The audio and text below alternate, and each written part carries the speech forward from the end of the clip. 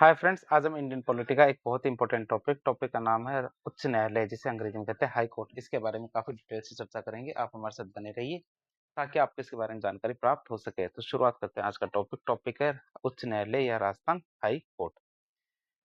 उच्च न्यायालय की बात करें तो इसके संवैधानिक इतिहास और परिचय की बात करते हैं। तो संविधान में इसको कौन सा स्थान दिया गया उसकी बात करें तो भारत के संविधान के भाग 6 के अध्याय 5 में या भाग 6 के अध्याय 5 में अनुच्छेद 214 से 231 तक राज्य की न्यायपालिका यानी उच्च न्यायालय के गठन, स्वतंत्रता, अधिकार क्षेत्र, शक्तियों का वर्णन किया गया है। किसमें? भाग 6 अध्याय 5 अनुच्छेद 214 से 231 तक। बात करें इसके ऐतिहासिक पृष्ठभूमि की, तो भारत में उच्च न्यायालय की संस्था या भारत में उच्च न्यायालय संस्था का गठन सबसे पहले अंग्रेजों के शासनकाल में हुआ था। कब हुआ था? हमारे अंग्रेजों के शासनकाल में हुआ था। भारतीय उच्च न्यायालय अधिनियम 1861 के तहत या भारतीय उच्च न्यायालय अधिनियम 1861 के तहत वर्ष 1882 में एक साथ 3 उच्च न्यायालय स्थापित किए गए थे। कितने? 3 उच्च न्यायालय, 3 हाईकोर्ट स्थापित किए गए थे। और वो भी कौन-कौन से? कलकत्ता, बॉम्बे और मद्रास। 3 उच्च न्यायालय स्थापित किए गए थे 1862 में, जिसमें कलकत्ता उच्च न्यायालय भारत का सबसे पुराना उच्च न्यायालय है। चौथे उच्च न्यायालय की बात करें तो इसके 4 साल बाद 1866 में आगरा में उच्च न्यायालय की स्थापना की गई थी। कब? आगरा में 1866 में उच्च न्यायालय की स्थापना की गई थी, जिसे बाद में 1869 में प्रयागराज मतलब इलाहाबाद स्थानांतरित कर दिया गया था। और ये इलाहाबाद उच्च न्यायालय, जिसे वर्तमान में भारत में सबसे अधिक न्यायाधीशों के पद स्वीकृत हुए हैं। बात करें इलाहाबाद उच्च न्यायालय की, तो इलाहाबाद उच्च न्यायालय में वर्तमान में देखें तो भारत में सबसे अधिक न्यायाधीशों के पद स्वीकृत है। 1947 तक की स्थिति की बात करें तो स्वतंत्र प्राप्ति मतलब 1947 के समय भारत ब्रिटिश भारत के 11 प्रांतों में बटा हुआ था। और इन सभी 11 प्रांतों में अपना-अपना हाईकोर्ट स्थापित हो चुका था, अपना-अपना उच्च न्यायालय स्थापित हो चुका था 11 के 11 प्रोविंस या प्रांतों में। वर्तमान स्थिति की बात करें तो भारत में वर्तमान 28 राज्य और 8 केंद्र शासित प्रदेश है। संपूर्ण भारत के लिए वर्तमान में कुल 25 उच्च न्यायालय काम करते हैं। कितने? 25 उच्च न्यायालय, 25 हाईकोर्ट काम करते हैं। नवीनतम उच्च न्यायालय की बात करें तो 2013 में, जब 2013 में पूर्वोत्तर भारत के राज्यों के लिए अलग-अलग हमारे न्यायालयों की मांग पूरी करते हुए 2013 में 3 नए हाईकोर्ट बनाए गए थे। त्रिपुरा, मणिपुर और मेघालय। 3 नए हमारे हाईकोर्ट बनाए गए थे। कौन-कौन से? त्रिपुरा, मणिपुर और मेघालय। कब? 2013 में। 2019 की बात करें तो 2019 में 2014 में जो हमारे आंध्र प्रदेश के पुनर्गठन हुआ था, मतलब आंध्र प्रदेश से तेलंगाना को अलग किया गया था। उसके बाद 1 जनवरी 2019 को अमरावती में आंध्र प्रदेश उच्च न्यायालय की स्थापना की गई थी। कहाँ? अमरावती में आंध्र प्रदेश उच्च न्यायालय की स्थापना की गई थी। और ये भारत का 25वां और नवीनतम उच्च न्यायालय है। तेलंगाना का उच्च न्यायालय अभी भी हैदराबाद में ही है। तो तेलंगाना तो हैदराबाद में है और हमारे आंध्र प्रदेश का अमरावती में हाईकोर्ट बनाया गया है। बात करें अनुच्छेद 214 और 7वें संविधान अनुच्छेद 56 की बात करें तो अनुच्छेद 214 क्या कहता है? अनुच्छेद 214 या आर्टिकल 214 क्या कहता है? संविधान का मूल अनुच्छेद 214 कहता है कि प्रत्येक राज्य के लिए एक उच्च न्यायालय होगा। राज्य देश के लिए अंदर प्रत्येक राज्य के लिए क्या? एक हाई कोर्ट होगा। 7वां संविधान संशोधन 1956 क्या कहता है कि जब 1956 में राज्य पुनर्गठन आयोग बैठा, क्या? राज्य पुनर्गठन आयोग की सिफारिशें आई, तो उसके आधार पर भारत की राज्यों की सीमाएं बदल दी गई। कब? 1956 में जब हमारे राज्य पुनर्गठन आयोग की सिफारिशें आती है तो उसके बाद राज्यों की सीमाएं बदल दी गई। तब ऐसा महसूस किया गया कि हर छोटे राज्य या केंद्र शासित प्रदेश के लिए अलग-अलग उच्च न्यायालय बनाना संभव नहीं है। क्यों? क्योंकि आर्थिक और प्रशासनिक रूप से हमारे पास इतना पैसा और संसाधन नहीं है कि हम हर राज्य के लिए या हर केंद्र शासित प्रदेश के लिए एक हाई कोर्ट बना दें। इसलिए होता है हमारे क्या? 7वां संविधान संशोधन। क्या होता है? 7वां संविधान संशोधन होता है। इसके बाद संसद को ये शक्ति मिल गई थी कि वह कानून बनाकर 2 या 2 से अधिक राज्यों या फिर 2 राज्यों या किसी केंद्र शासित प्रदेश के लिए एक साझा हाई कोर्ट स्थापित कर सकती है या एक साझा हाई कोर्ट स्थापित किया जा सकता है। और यही कारण है कि भारत में 28 राज्य और 8 यूटीज़ है। इसके बावजूद हाई कोर्ट की संख्या कितनी है? केवल 25 ही। बात करें साझा उच्च न्यायालय की, कॉमन हाई कोर्ट्स की बात करें, उनके अधिकार क्षेत्रों की बात करें, तो भारत में 7 हाई कोर्ट है या 7 प्रमुख हाई कोर्ट है, उच्च न्यायालय है, जिनका अधिकार क्षेत्र ज्यूरिसडिक्शन एक से अधिक राज्यों या फिर केंद्र शासित प्रदेशों तक फैला हुआ है।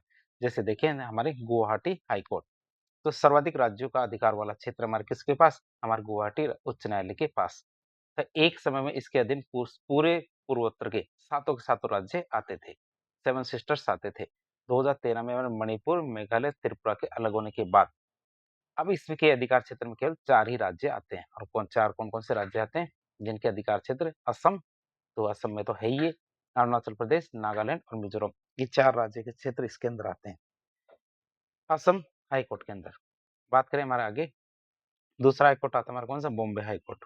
बॉम्बे उच्च न्यायालय की बात करें तो इसका अधिकार क्षेत्र महाराष्ट्र के शासक गोवा राज्य और एक केंद्र शासित प्रदेश भी है। कौन कौन सा, महाराष्ट्र और गोवा। गोवा की बात करें तो गोवा की अपनी एक खंडपीठ पणजी में भी है, खंडपीठ तो पणजी में है, लेकिन हमारे उच्च न्यायालय कहाँ पे, हमारे मुख्य न्यायालय ये हमारे महाराष्ट्र के बॉम्बे में। दादर नगर हवेली दमन दीव जो आपका यूटी है, तो इसका न्याय क्षेत्र भी हमारे किसके अंदर आता है, बॉम्बे हाई कोर्ट के अंदर आता है। फिर बात करें कलकत्ता हाई कोर्ट की, कलकत्ता हाई कोर्ट की बात करें तो भारत का सबसे पुराना उच्च न्यायालय है, ये भारत का सबसे पुराना उच्च न्यायालय और इसका अधिकार क्षेत्र बंगाली की खाड़ी तक फैला हुआ है।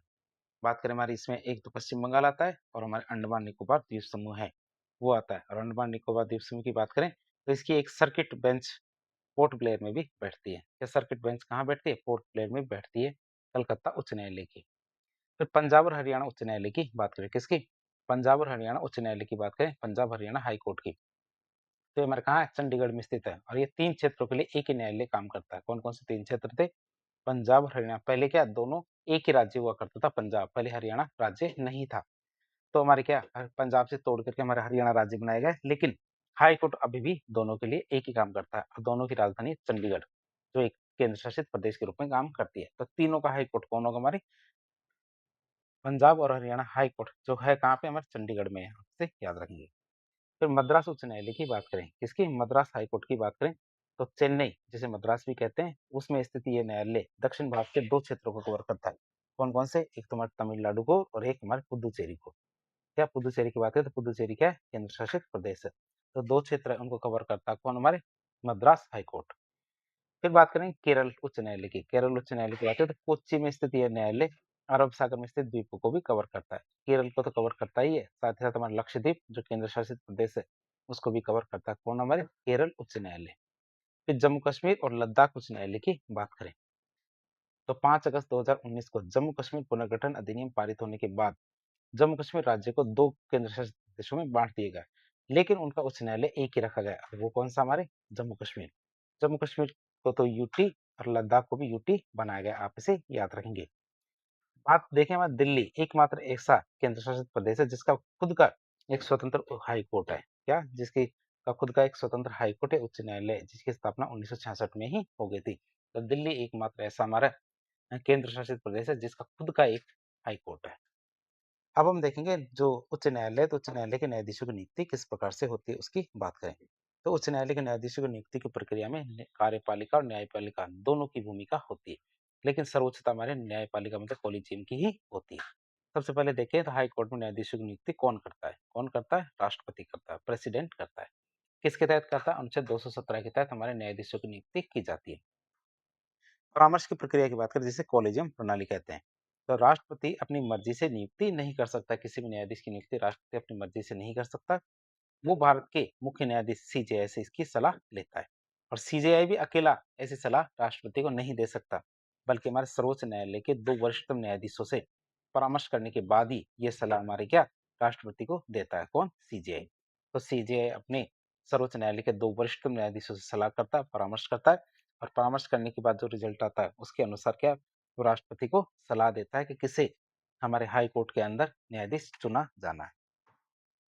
फिर राज्य स्तर पर परामर्श की बात करें तो हमारी इस राष्ट्रीय कॉलेजियम के अलावा राष्ट्रपति उस राज्य के राज्यपाल और उस संबंधित हाई कोर्ट के मुख्य न्यायाधीश से भी परामर्श करता है। तो राष्ट्रपति किस किस से परामर्श करता है, हमारे सीजीआई से करेगा, सीजीआई के साथ साथ हमारे सुप्रीम कोर्ट के 2 वरिष्ठतम जजों से सिफारिश वो सलाह करेगा। तो ये हो गया एक तो कॉलेजियम। एक हमारे राज्य स्तर की बात करें तो राज्य स्तर की में राज्यपाल जिस हाई कोर्ट में हमारे न्यायाधीश की नियुक्ति करनी है उस न्यायाधीश के मुख्य न्यायाधीश से भी परामर्श करेगा।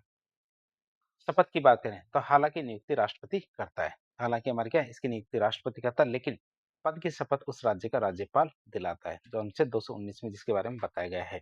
या तो राज्यपाल दिलाता है या फिर राज्यपाल के द्वारा नियुक्त कोई अन्य व्यक्ति उन्हें शपथ दिलाता है। फिर न्यायाधीशों के स्थानांतरण या ट्रांसफर की बात करें, या न्यायाधीशों के स्थानांतरण या ट्रांसफर की बात करें, अनुच्छेद 222 के तहत ये बताया गया है। तो राष्ट्रपति भारत के मुख्य न्यायाधीश सीजेआई से परामर्श करके किसी भी न्यायाधीश का एक उच्च न्यायालय से दूसरे उच्च न्यायालय में ट्रांसफर कर सकता है, एक उच्च न्यायालय से दूसरे उच्च न्यायालय में उसका ट्रांसफर किया जा सकता है। और ये करेगा कौन? राष्ट्रपति करेगा। और कैसे करेगा? भारत के मुख्य न्यायाधीश से परामर्श करने के बाद, उसके बिना नहीं। और इस प्रक्रिया में क्या होता है? सीजेआई सुप्रीम कोर्ट के 4 वरिष्ठ जजों के साथ-साथ, क्या सीजेआई क्या करता है? सुप्रीम कोर्ट के 4 वरिष्ठ जजों के साथ उन दोनों उच्च न्यायालयों के मुख्य न्यायाधीश, जहाँ से जज जा रहा है, जहाँ जज आ रहा है, ठीक है? तो उनसे भी परामर्श करता है। तो दोनों के दोनों जो हाई कोर्ट है, उनके मुख्य न्यायाधीश से, साथ ही साथ क्या हमारे सीजेआई 4 वरिष्ठ सुप्रीम कोर्ट के 4 वरिष्ठ जज हैं, उनके साथ परामर्श करता है और उसके बाद ही ये ट्रांसफर हो पाता है आर्टिकल 222 के तहत। फिर बात करें उनके कार्यकाल की और पद से हटाने की प्रक्रिया की बात करें, तो हमारे जजों का कार्यकाल की बात करें, टेन्योर की, तो संविधान में जजों के लिए कोई निश्चित अवधि जैसे 5 साल या 10 साल तय नहीं की गई। एक न्यायाधीश अधिकतम हमारे 62 वर्ष की आयु प्राप्त करने तक अपने पद पे बना रह सकता है। और ये हमें पता है सुप्रीम कोर्ट के जजों की सेवानिवृत्ति की आयु 65 वर्ष है, जबकि हाई कोर्ट की कितनी है? 62 वर्ष। इनको किस प्रकार से हटाया जा सकता है? हटाने की प्रक्रिया की बात करें, रिमूवल प्रोसेस की बात करें, तो उच्च न्यायालय के किसी भी जज को ठीक उसी प्रकार और उसी आधार पर, मतलब सिद्ध कदाचार अक्षमता के आधार पर हटाया जा सकता है, जिस तरह से हमारे सर्वोच्च न्यायालय के जो जज है उनको हटाया जाता है। मतलब महाभियोग जैसी संसदीय प्रक्रिया के द्वारा उन्हें हटाया जा सकता है। किसके तहत? अनुच्छेद 124(4) के तहत उन्हें हटाया जा सकता है। और आज तक किसी भी जज को हटाया नहीं गया, मतलब उन पे महाभियोग चला जरूर है, लेकिन किसी को भी आज तक हटाया नहीं गया है। बात करें न्यायाधीश बनने के लिए कौन कौन सी योग्यता चाहिए, तो योग्यता की बात करें, क्वालिफिकेशन की बात करें, तो क्वालिफिकेशन हमारे आर्टिकल 217(2) के अंदर बताई गई है। तो उच्च न्यायालय का न्यायाधीश बनने के लिए किसी व्यक्ति में कुछ योग्यताएं होनी चाहिए, जैसे एक तो वो भारत का नागरिक होना चाहिए, दूसरा उसके पास अनुभव होना चाहिए। और अनुभव में 2 शर्तें बताई गई है। 2 शर्तों में से कोई एक शर्त यदि पूरी करता है तो हाई कोर्ट का वो जज बन सकता है। पहली शर्त आती है वो भारत के राज्य क्षेत्र में कम से कम 10 वर्ष किसी न्यायिक पद, मतलब जुडिशियल ऑफिस पर रहा हो। जैसे हमारे अधीनस्थ न्यायालय डिस्ट्रिक्ट कोर्ट में जज रहा हो, इस तरह 10 वर्ष तक किसी न्यायिक पद पे जुडिशियल ऑफिस में रहा हो। या फिर किसी एक या एक से अधिक हाई कोर्ट में लगातार कम से कम 10 वर्ष तक, क्या, या तो एक कोर्ट पे या फिर एक से ज्यादा अन्य कोर्टों में हमारे 10 वर्ष तक हमारे अधिवक्ता, मतलब वकील रहा हो, एडवोकेट रहा हो। ध्यान रखना सुप्रीम कोर्ट की तरह यहाँ पर हमारे प्रख्यात प्रतिवेदता या प्रख्यात विधिवेत्ता या फिर डिस्टिंग्विश्ड जूरिस्ट को सीधे जज बनाने का कोई प्रावधान नहीं है, लेकिन हमारे सुप्रीम कोर्ट में ऐसा प्रावधान है। कोई प्रख्यात विधिवेत्ता है तो उसे जज बनाया जा सकता है सुप्रीम कोर्ट में, लेकिन हाई कोर्ट में ऐसा कोई प्रावधान नहीं दिया गया है। अब हम देखेंगे उच्च न्यायालय की अधिकारिता के बारे में। किसके बारे में? उच्च न्यायालय की अधिकारिता की बात करें, और इसके बारे में हमारे आर्टिकल 225 में बताया गया है।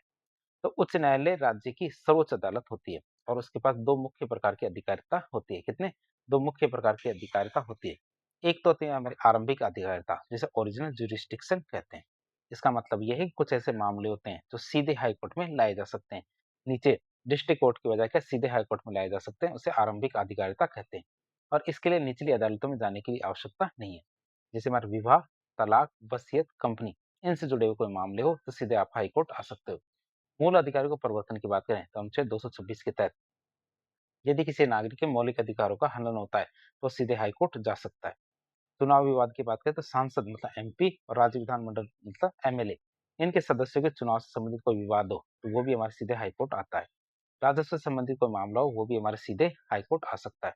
और यदि खुद हाईकोर्ट को भी ऐसा लगता है कि अधीनस्थ न्यायालय के किसी मामले में संविधान की व्याख्या का महत्वपूर्ण प्रश्न है, कि मतलब संविधान का उल्लंघन करने की बात है, संविधान की गलत तरह से इंटरप्रेट करने की गई है, संविधान की जो किसी भी बात को गलत तरीके से इंटरप्रेट किया गया है, तो हाई कोर्ट उस मामले को अपने पास मंगवा या विड्रॉ कर सकता है। तो दीवानी मामलों में विशेष शक्ति की बात करें तो 4 हाई कोर्ट दिल्ली, बॉम्बे, कलकत्ता, मद्रास, इनके पास एक निश्चित राशि हाई वैल्यू से ऊपर के दीवानी मामलों को सीधे सुने जाने का अधिकार है। 4 ही हमारे हाई कोर्ट है, कौन कौन से? दिल्ली, बॉम्बे, कलकत्ता और मद्रास, जिसे चेन्नई हाई कोर्ट भी कह सकते हैं। तो इन्हीं के पास क्या एक निश्चित राशि हाई वैल्यू से ऊपर के जो दीवानी मामले हैं उनको सीधे सुनने का अधिकार है। बाकी राज्य में ये मामले पहले जिला न्यायालय में जाते हैं और उसके बाद हाई कोर्ट में जाते हैं।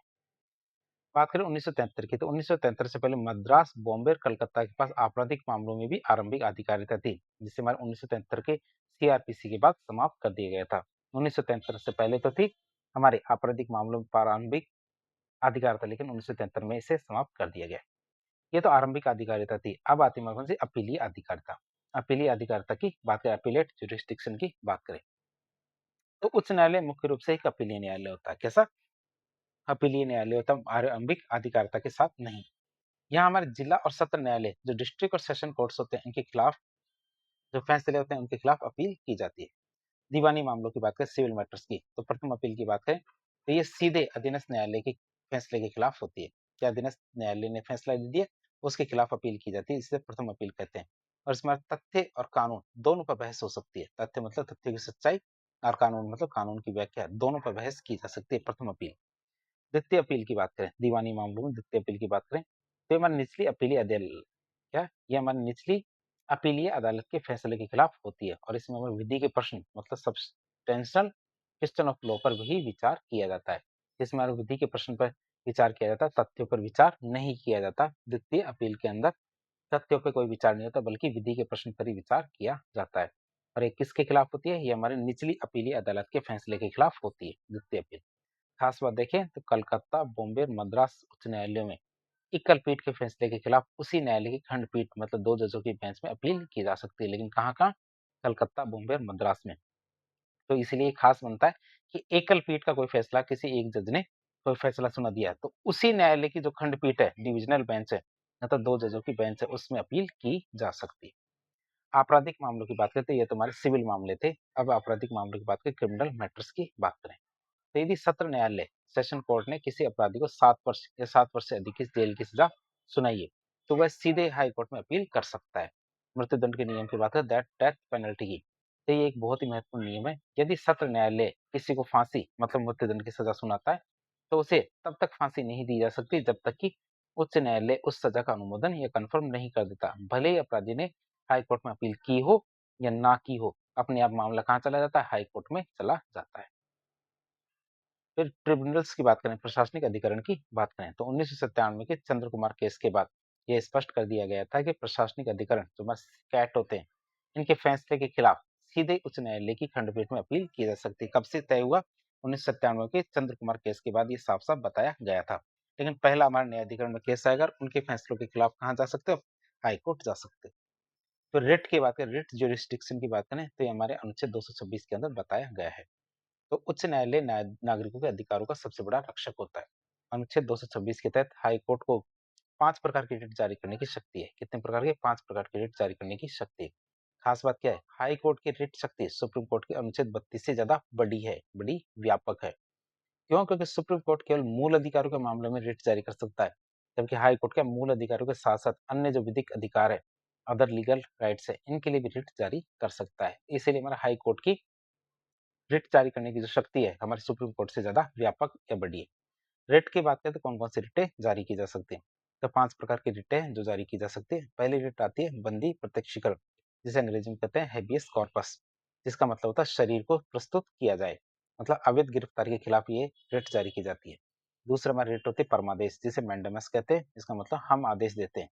जब कोई सरकारी अधिकारी अपना कर्तव्य नहीं निभाता तब कोर्ट के माध्यम से ये रिट जारी की जाती है। फिर आता प्रोहिबिशन मतलब प्रतिषेध, जिसका मतलब रोकना। तो निचली अदालत को उसके अधिकार क्षेत्र से बाहर जाने से रोकने के लिए हमारे प्रोहिबिशन या प्रतिषेध रिट जारी की जाती है। फिर आता उत्प्रेषण, जिसे सरसरी कहते हैं, इसका मतलब होता है प्रमाणित होना या मंगवा लेना। तो निचली अदालत के फैसले को रद्द करके या निचली अदालत के फैसले को रद्द करके केस अपने पास मंगवा लेना हमारे उत्प्रेषण या सरसरी कहलाता है।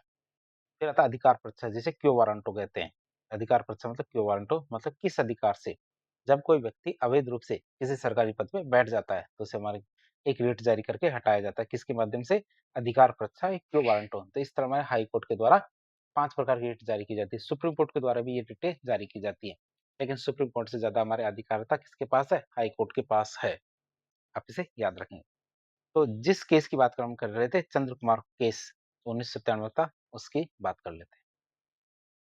तो इस ऐतिहासिक फैसले में जो चंद्र कुमार केस था, इस ऐतिहासिक फैसले में सुप्रीम कोर्ट ने साफ-साफ बताया था कि अनुच्छेद 226 हाई कोर्ट, अनुच्छेद 232 सुप्रीम कोर्ट के तहत न्यायालयों की रिट जारी करने की शक्ति संविधान का मूल ढांचा है। क्या? न्यायालय का जो रिट जारी करने की शक्ति है, ये हमारे संविधान का मूल ढांचा है और अंततः संविधान में संशोधन करके इस शक्ति को छीना नहीं जा सकता।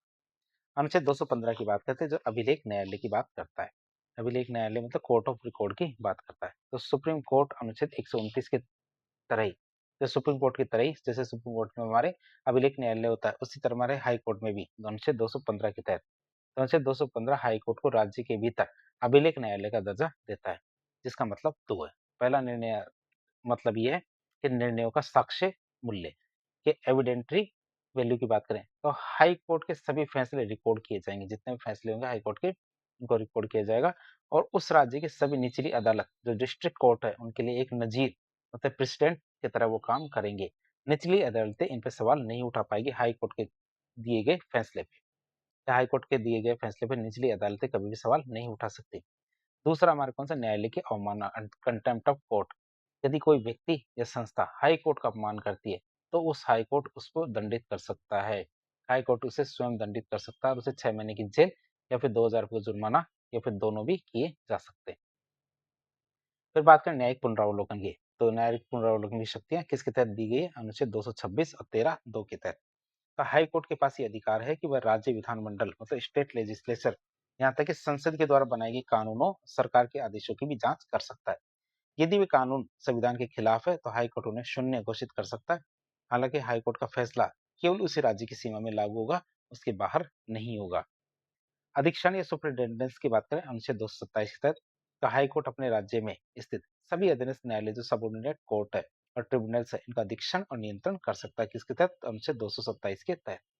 अब हम देखेंगे 42वें और 43वें संविधान संशोधन का विवाद क्या था।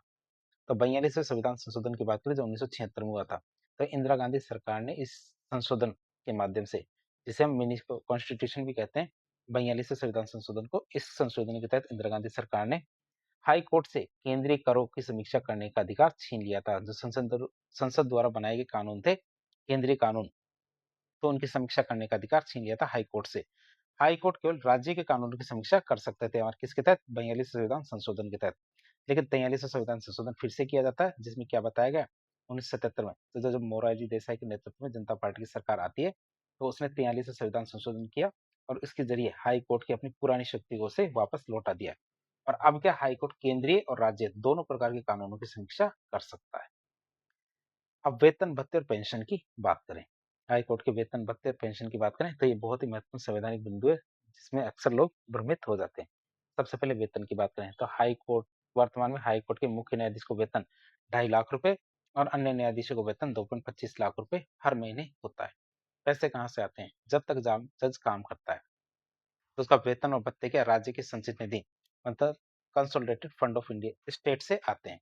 जिस राज्य के अंदर वो काम करे, जिस हाई कोर्ट के अंदर वो काम करे, उस राज्य की संचित निधि से उनका वेतन और भत्ते आते हैं।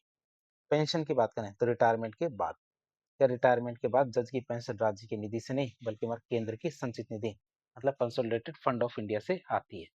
और ऐसा इसलिए होता है क्यों, क्योंकि जज अपने कैरियर में कई राज्यों के हाई कोर्ट्स में ट्रांसफर हो चुका होता है, इसलिए कंफर्म नहीं है कि उसकी पेंशन कौन देगा, इसलिए वो पेंशन भारत की संचित निधि से आती है। अब अन्य महत्वपूर्ण ऐतिहासिक और तथ्यात्मक जानकारी की बात करें तो आजादी के बाद नए हाई कोर्ट की स्थापना, तो 1947 के बाद बनने वाले पहला हाई कोर्ट था उड़ीसा हाई कोर्ट 1948 में, और दूसरा बनता हमारा राजस्थान हाई कोर्ट 1949 में।